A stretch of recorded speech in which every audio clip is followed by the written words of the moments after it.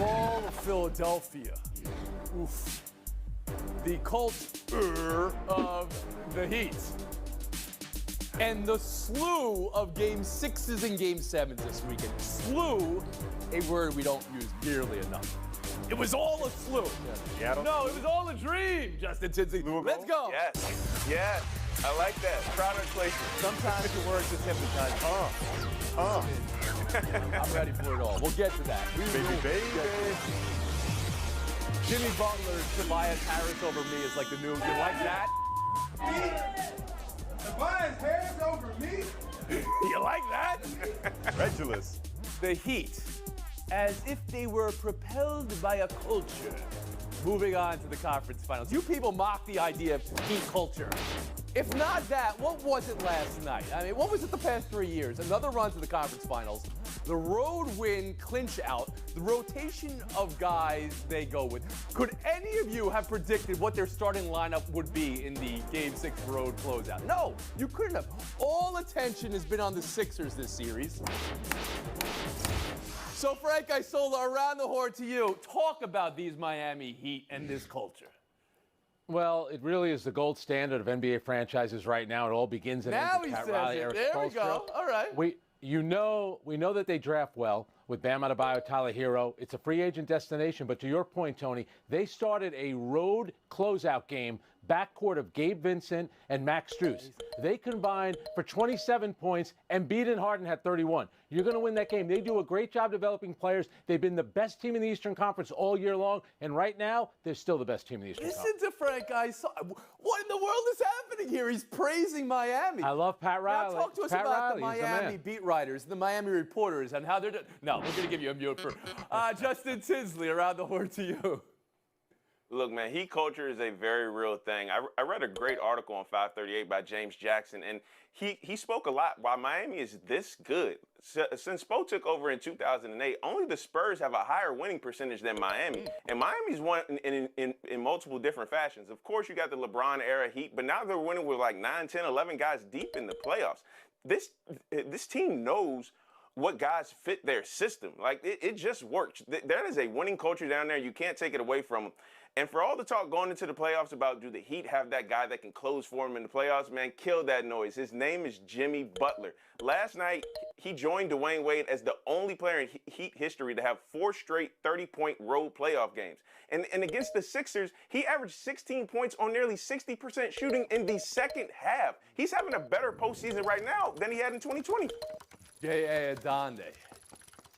Tony, I'm not so sure it's a Heat culture or Heat cult of personality, because you heard Jimmy Butler right after the game in the walk-off interview talking about Coach Pat. Pat Riley hasn't coached the Heat since 2008, and yet he's still thought of as the coach of that team. When they acquire players, they say, can he play for Pat Riley? They don't have to play for Pat Riley. He's an executive. But yet the Heat mindset, and yes, I will say the culture that he's instilled is successful, but also the Heat strategy. Because we've seen basically over the past decade, the majority of NBA Finals MVPs have been players acquired by free agency or a trade. So this notion of draft or tank so you can draft better, that hasn't been working. The Heat way has worked more than any other way, even when the Heat aren't winning themselves. Immediately on display in this series, right, with the two franchises. Mina Kimes, around the horn to you.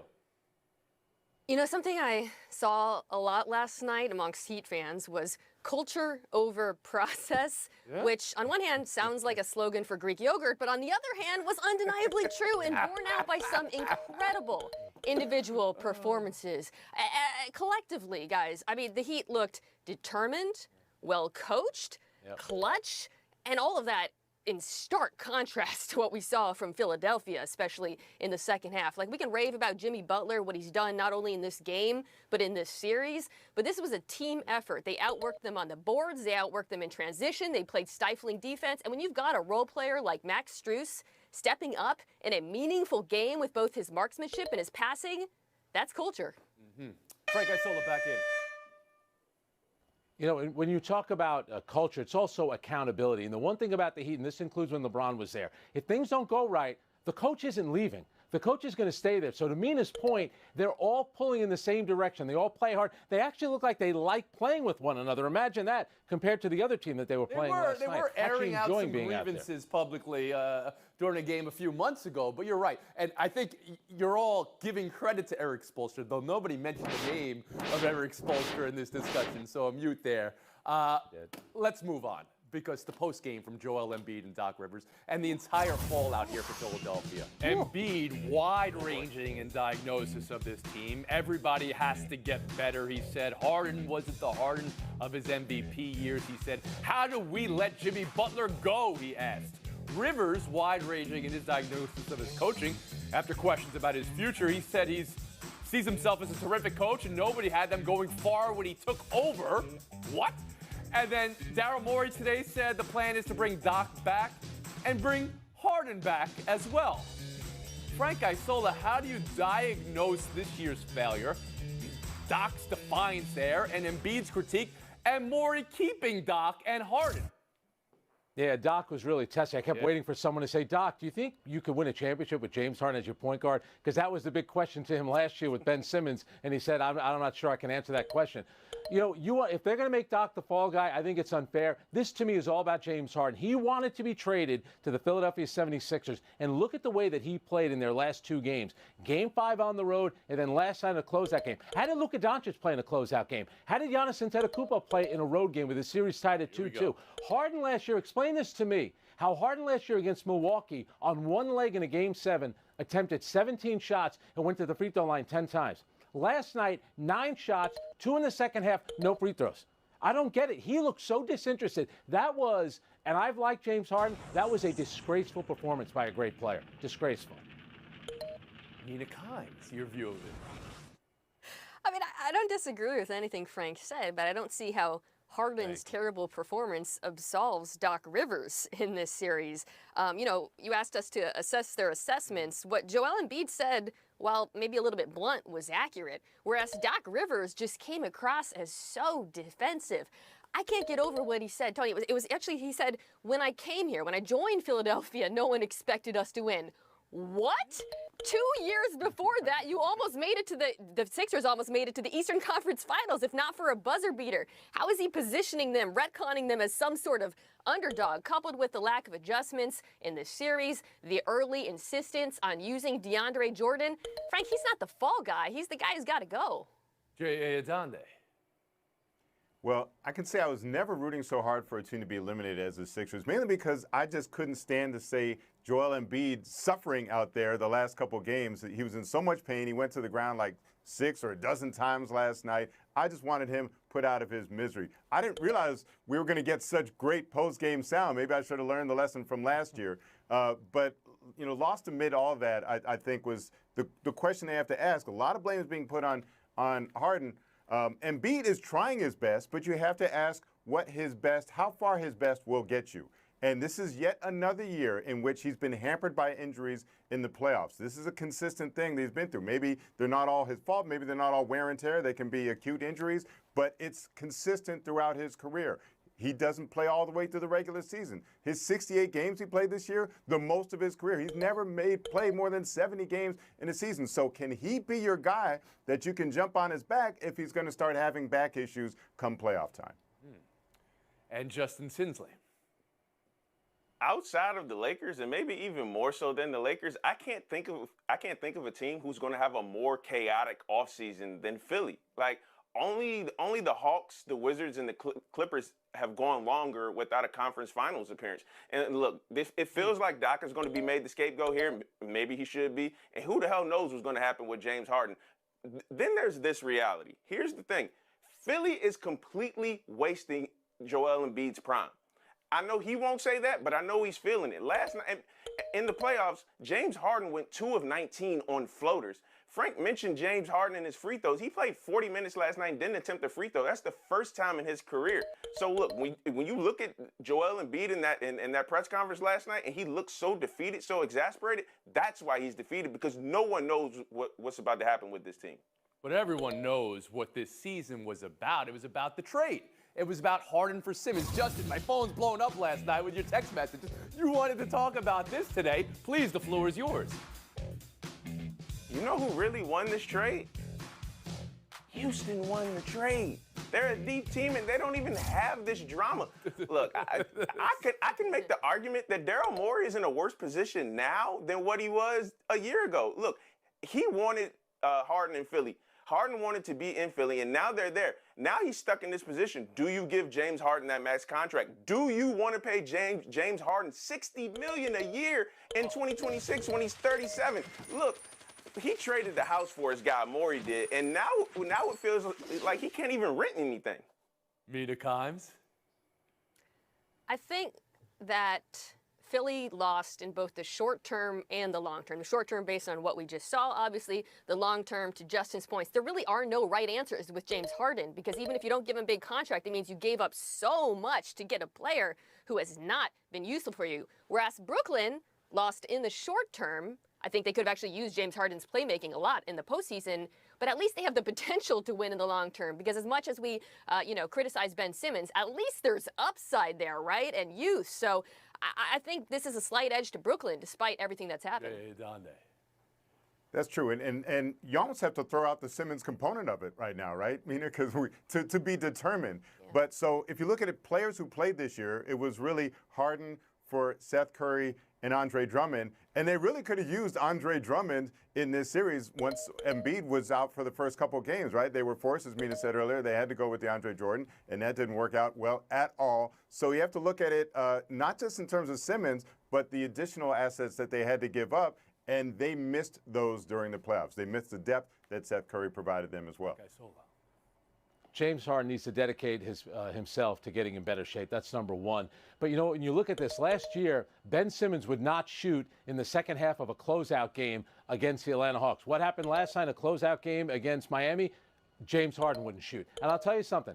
The Brooklyn Nets dodged a huge bullet. They offered long-term extensions to both James Harden and Kyrie Irving, and both of them turned them down, and Kevin Durant signed. Woof. That's a big one, because James Harden right now, you cannot sign him to a long-term deal. Ben Simmons is at least young. He has youth on his side. You always want to talk about winners and losers of trades. It's possible there is no winner. That has to be a possibility, too. And it's possible this trade isn't even the most important player movement for the franchises involved in this discussion. Jimmy Butler was on Philadelphia, dealing on Philadelphia. Yeah. Who did they choose? They chose Ben Simmons and then James Harden, theoretically, over Jimmy Butler. We'll be back. Buy or sell next. I'll hope for two. Back, came up with back in the day. Never underestimate the heart of a champion. How thrilling a win for the Tampa Bay Lightning last night, and how devastating a loss for the Toronto Maple Leafs. The back-to-back penalties Toronto was called for mid-third period while trying to hold on and end it all. The game, the series, the first round woes, just killer. In overtime, you thinking Austin Matthews' jersey tug should have been maybe given the Toronto advantage? It wasn't called. And then Tampa sending this to 7. Was it more thrilling for Tampa or devastating for Toronto, Frank? It's devastating for Toronto, but Tony, they are not calling penalties in overtime unless it's nearly a homicide. Toronto was able to hold on to a lead in Game 5 at home, but when you have the champs on the ropes like that and you can't hold on and they come back and beat you, that experience will come into play in Game 7, even though the game's in Toronto. It's more devastating for Toronto, not just because of the reasons you mentioned, the fact that they should have won this game, they had more shot attempts, more expected goals, but because they're headed to an elimination game, and they are terrible in elimination games. Tony, the last time Toronto won a Game 7 was 2004. Since then, they've gone 0-5 in elimination games. That is going to haunt them headed into this one, even if they should. I think I jumped you a little bit there, Mina. I gave you the algorithm like it was going to be some brilliant stat, and you just named 2004. I'm going to take that back. Don't blame her. Right. You it's still Toronto. I mean, it's not surprising. You know the stats, Tony. The Lightning, 17-0 in the playoffs after they lost the game. So that was just the usual for them. And Toronto has to be kicking themselves for not killing penalties like, say, the Boston Bruins did last night, successfully killing 5 penalties, including a 5-on-3. If Toronto could add a little bit more like that, they'd be done with the series. Yeah, this is a clean sweep. This is an unforgivable loss by Toronto. 2 giveaways that led to 2 goals. 2 penalties led to a third. That's the game right there. And now you have all the pressure in the world to win a Game 7 on the road. As Frank said, when you get a chance to knock the champ out, you got to do it, and they did Well, not. make the pick. Frank Isola, who you got Game 7? I got Tampa Bay, the Lightning, surviving. Tinsley. Tampa Bay. Adande. That's Toronto. Times. Toronto to break the curse. There we go. Roll. Did the Suns see the Warriors Break the down 55 a few days ago? Like, I didn't see that bad. Maybe we should try that. Monster Luka, Mavs stave off elimination. What do you buy from that result, J.A.? I'm buying the need for Devin Booker to be more of a playoff road killer. So far in these playoffs, he's averaging 21 points in home games, about 27 points in the road games. I'm sorry, switch that. 27 points at home, 21 in the road game. You got to be more of a road killer. He let that game get away. It's got to be on him. Tinsley. Look, I know the home team is 6-0 in this series, but I really like Dallas in Game 7. Luka averages 39, 9, and 11 in winner-go-home games. If he gets any bit of help in this Game 7, I think they're going to the Western Conference because he hasn't won any of those winner-go-home. Last night was his first win in an elimination game. Interesting. Frank Isola. Yeah, since turning 37, Chris Paul has really struggled. But for Dallas to get it done on the road, who's going to be that other guy? Dorian Finney-Smith? Could it be Jalen Brunson? Maybe Spencer Dinwiddie, who was 5 of 7 on threes. I'm sure Luka's going to play well. And if Luka gets the win, that puts him in a different stratosphere of superstars. Beating that team in a Game 7 on the road, that would be something. I thought Luka was excellent, but I'm selling what we saw from the Suns. It actually reminded me a little bit of what we saw from the Warriors, which is they looked careless. I mean, Booker and Chris Paul combining for 8 turnovers, which, by the way, this has been a problem for Chris Paul in this series. They got to tighten up. All right, Game 7 Sunday. I told you, there's a slew. Game 7 Sunday. Frank, you were beginning to walk towards Dallas here. Who you got? Phoenix Suns will survive. After all you just said, Justin Tinsley. I'm going Dallas. Jay Adande. Going Suns. Mina Kimes. I'm going Suns. Buy or sell 3, NFL schedule release, games and games on games on games. And guess what? Everybody plays everybody. It's how interesting. But new this year was rollout video from teams with cinematography and trash talk and anime and Easter eggs. The Falcons had a Rube Goldberg. Marvel should sign the Chargers social media team that created this immediately. I want to live in the Chargers cinematic universe. Mina Kimes, you saw it all play out. What's the schedule release do for you? What game you love? What release did you like? Yeah, I mean, Bucks Chiefs in Week 4 is enticing, but I got to go with the opener, Bills Rams, because that could be a preview of the Super Bowl. I mean, I can't remember an opener that looked this good. On Miller Bowl. Adande, how about you? The game that stands out, it's actually Broncos-Jaguars in London. I'm not excited to see it, but it's on ESPN Plus exclusively. Decades from now, we'll look back at this as the Shameless start. plug. Wait, that's what you're excited about? pandering. You don't even work for ESPN. pandering. Okay. Justin NFL is Tinsley. streaming 20 years from now. Objectively, give me any AFC West matchup.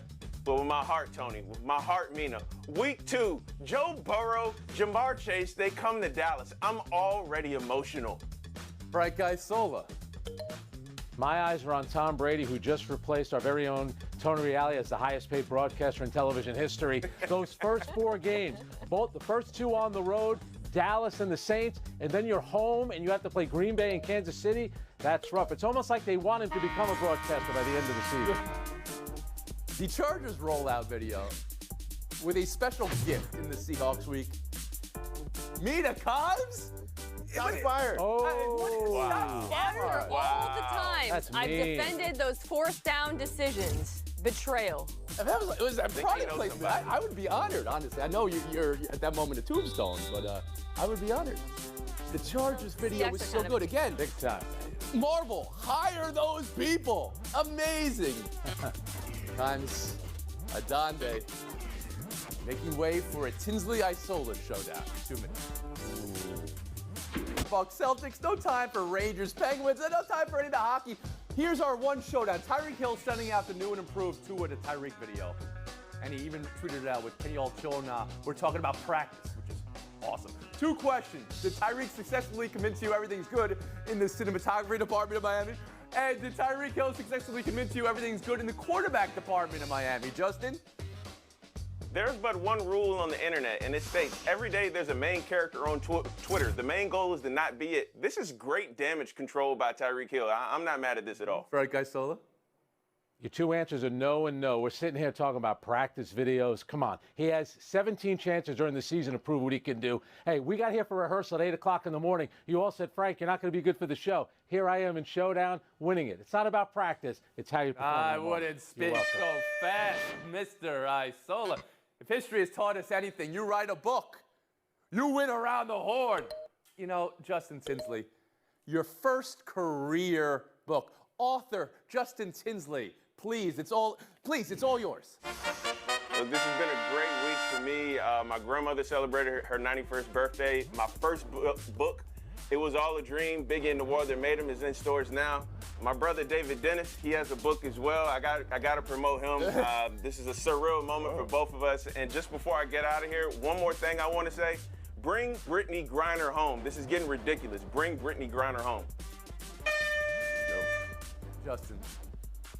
It's an amazing thing to see this come to fruition, because knowing you as I do, the title of the book, it was all a dream. This is a dream for you. And it is the fulfillment of Justin Tinsley. Honestly, it's the full realization that we're seeing before our eyes. Really proud for you. Round the Horn Book Club is now in book stands. Get your copy. The ATH book. Hey, Run a 7.5 hour break. How about he won? magazine.